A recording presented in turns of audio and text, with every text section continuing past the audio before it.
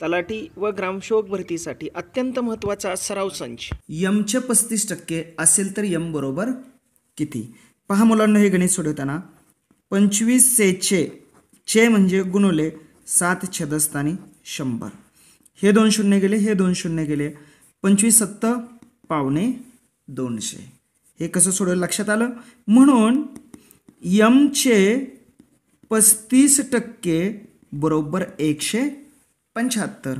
म्हणून यमचे म्हणजे गुणुले 35 छेदस्थानी 100 बरोबर 175. म्हणून यम बरोबर 175 गुणुले 100 छेदस्थानी 35. हे 100 छेदस्थानी 35 कशा पद्धतीने आलं? कारण का या बरोबर चिन्हाच्या डावीकडची संख्या आता कुठे गेली? उजवीकडे गेली. त्यामुळे अंशस्थानचा अंक छेदस्थानी आणि छेदस्थानचा अंक अंशस्थानी. मग भाग घाला. 5 7 35, 5 त्रिक 15 आणि 5 5 25, 5 1 5 आणि 5 7 1 7 आणि 7 5 35. म्हणून यम बरोबर किती आलं? 5 गुणुले 100. म्हणून यम बरोबर 500. कशा पद्धतीने गणित सोडवलं? म्हणून यमचे किती टक्के 35 असेल तर 500चे 35% किती असणार आहे? 500चे यम म्हणजे 500. म्हणून या समीकरणाचं उत्तर येतं 500. कशा पद्धतीने सोडवलं लक्षात आलं? म्हणून यमचे 35% बरोबर 175. म्हणजेच काय? 500चे 35% म्हणजे किती? 175. म्हणून या समीकरणाचं उत्तर येतं 500. चला तर मुलांनो, पुढील व्हिडिओ पाहूया. एक्सचा 7% बरोबर 105. तर एक्स बरोबर किती? एक्सचा म्हणजे गुणुले 7 छेदस्थानी 100 बरोबर 105. म्हणून एक्स बरोबर 105 गुणुले 100 छेदस्थानी 7. कारण का डावीकडची संख्या इकडे कुठं आली? उजवीकडे आली. म्हणून 7 1 7 आणि किती उरलं? 7 1 7 किती उरले? 3. बरोबर आहे. आणि 7 5 35. म्हणून एक्स बरोबर 15 गुणुले 100 बरोबर किती आलं? 1500. समजलं मुलांनो? 5 1 5 5 7 35. म्हणून 15 गुणुले 100 बरोबर 1500. म्हणून याचं उत्तर येतं पर्याय क्रमांक 3, 1500. मुलांना समजलं हे गणित कशा पद्धतीने सोडवलं? चला तर मुलांना पुढील व्हिडिओ पाहूया. गणित 900चे यम टक्के बरोबर 600चे 30%. तर यम बरोबर किती? हे गणित सोडवताना आपल्याला एक लक्षात आलं पाहिजे की समीकरणाची डावी आणि समीकरणाची उजवी बाजू, म्हणून या दोन्हीची किंमत काय आहे? सारखी आहे. म्हणून आपल्याला सर्वप्रथम हे गणित सोडवावं लागेल. 600चे 30% म्हणून 600चे म्हणजे गुणुले 30% म्हणजे 30 छेदस्थानी 100. हा शून्य गेला, हा शून्य गेला, हा गेला, हा गेला, बरोबर 180. आपल्याला तर 600चे 30% किती मिळाले? 180. म्हणजेच काय? म्हणजेच 900चे यम टक्के बरोबर 180. म्हणजे या 900चे किती टक्के असावे म्हणजे त्याचं उत्तर किती येईल? 180 येईल. हे आपल्याला सोडवावं लागेल. म्हणजे 900चे यम टक्के बरोबर 180. म्हणून आपल्याला हे गणित सोडवताना काय करता येईल? 900चे म्हणजे गुणुले यम छेदस्थानी टक्के म्हणजे 100 बरोबर 180. हे मांडणी तुम्हाला समजली मुलांनो? मग पहा, मी आता या पद्धतीने मांडणी करतोय. म्हणून काय केलं आपण? यम बरोबर हे 180 गुणुले हे 100 छेदस्थानी किती आलं? 900. छेदस्थानी किती? 900. ही मांडणी आपल्याला समजणं आवश्यक आहे. म्हणून हा शून्य गेला, हा शून्य गेला, हा शून्य गेला, हा शून्य गेला. 9 1 9 9 दोन्ही 18 आणि शून्याला शून्य बरोबर 20%. म्हणजेच काय? म्हणून यम बरोबर किती? 20%. म्हणजेच काय? यमची किंमत किती आली? 20%. पर्याय क्रमांक 1. गणित कसं सोडविलं? पहा, सर्वप्रथम हे गणित सोडवून घेतलं. पुन्हा यम 900चे यम टक्के बरोबर 180 म्हणून 900 गुणिले यम छेदस्थानी 100 बरोबर 180 या पद्धतीनं मांडणी गेली आणि सर्व भागाकार केल्याने ह्याला अतिसंक्षिप्त रूप दिल्यानंतर उत्तर आलं यम म्हणजेच 20%. चला तर मुलांनो पुढील व्हिडिओ पाहूया. हे गणित पहा मुलांनो. 24% वजा कंसात 6% गुणिले 16% कंस पूर्ण बरोबर x. तर x बरोबर किती? 24% म्हणजे 24 छेदस्थानी 100 वजा कंसामध्ये 6% म्हणजे 6 छेदस्थानी 100 गुणिले 16 छेदस्थानी 100 बरोबर x. तर आता हे सोडवत असताना पहिल्यांदा कंस सोडून घ्या. म्हणून 24 छेदस्थानी 100 वजा याचा पाया काय करता येईल आपल्याला?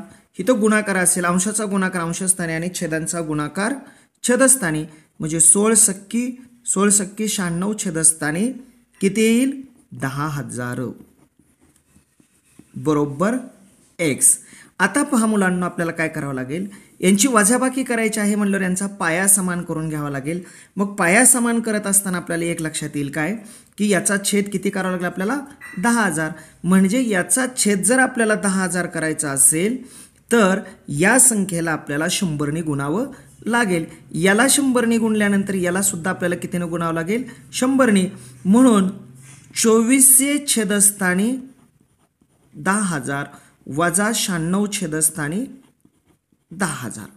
हे लक्षात आलं? मग पहा 24 वजा 96 छेदस्थानी किती? 10,000 बरोबर किती येईल वजाबाकी?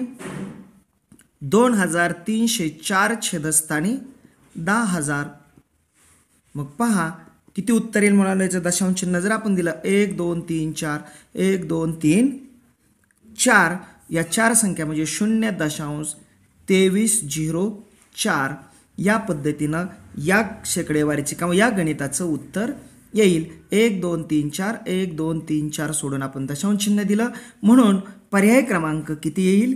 3 या समीकरणाचं किंवा या गणिताचं उत्तर असेल. कशा पद्धतीने सोडवलं लक्षात आलं मुलांनो? चला तर मुलांनो पुढील व्हिडिओ पाहूया. मुलांनो हे देखील गणित पहा. 3 छेदस्थानी 8चे 24%. मग पहा मुलांनो 3 छेदस्थानी 8 चा म्हणजे गुणुले आणि 24% म्हणजे 24 छेदस्थानी 100 या पद्धतीनं मांडणी करा.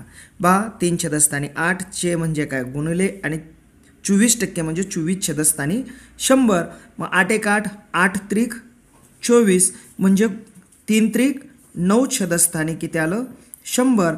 मग याची मांडणी करत असताना 1 2 म्हणून 0.09 1 2 1 2 सोडून दशांश चिन्ह आपण दिलं म्हणून याचं उत्तर काय येतं? पर्याय क्रमांक 3. गणित कशा पद्धतीने सोडवलं पहा. 3 छेदस्थानी 8 चे म्हणजे गुणवले 24% म्हणजे 24 छेदस्थानी 100. मग 8 1 8 8 त्रिक 24 3 त्रिक 9 9 छेदस्थानी 100 बरोबर 0.09 या पद्धतीने आपल्याला हे गणित सोडवता येईल. चला तर मुलांनो पुढील व्हिडिओ पाहूया. चला तर मुलांना अतिशय सोपं असणार हे एक गणित पहा. 305% हे दशांश अपूर्णांकातील रूपांतर लिहा. याचं दशांश अपूर्णांकामध्ये रूपांतर करायचं आहे. दशांश अपूर्णांकामध्ये रूपांतर करत असताना दशांश अपूर्णांक म्हणजे त्याचा छेद हा काय असतो? 10च्या पटीत असतो. परंतु इथं टक्के दिलेला आहे म्हणजे 3 छेदस्थानी 5 याचा छेद हा टक्के म्हणजे किती असणार आहे? 100 असणार आहे. म्हणजेच याची मांडणी आपण असे करणार आहोत 305 भागिले 100. मग आपल्याला हे जर सोडवायचं असेल तर या पद्धतीने सोडवतो आपण. 305 गुणुले 1 छेदस्थानी 100 बरोबर पहा मुलांना सोडवा आता हे कसं सोडवणार? मग पहा 5 1 5 0 कारण ह्याच्यावर आपल्याला 0 घेता येईल म्हणून 5 सख्ख 30 म्हणजे उत्तर किती आलं? 0.6 छेदस्थानी 100 बरोबर. आता ही 2 दशांश चिन्ह आपलं हे 2 शून्य काढायचे आहेत म्हणून 6 0 0 दशांश 0 म्हणजे याचं उत्तर काय येईल? 0.006 म्हणजे पर्याय क्रमांक 2. गणित कशा पद्धतीने सोडवलं? 3 छेदस्थानी 5 टक्के म्हणजे छेदस्थानी 100 याचं रूपांतर हे भागाकारामध्ये या रूपात लिहिलं आणि याचंच रूपांतर पुन्हा आपण गुणाकारामध्ये याच्यामध्ये केलं. गुणाकारामध्ये करत असताना याच्या छेदस्थानी काय नाही म्हणजे 1 छेदस्थानी 100 म्हणून 5ने 3ला भागलं म्हणून दशांश चिन्ह दिल्यामुळे आपल्याला इथं 0 घेता आलं.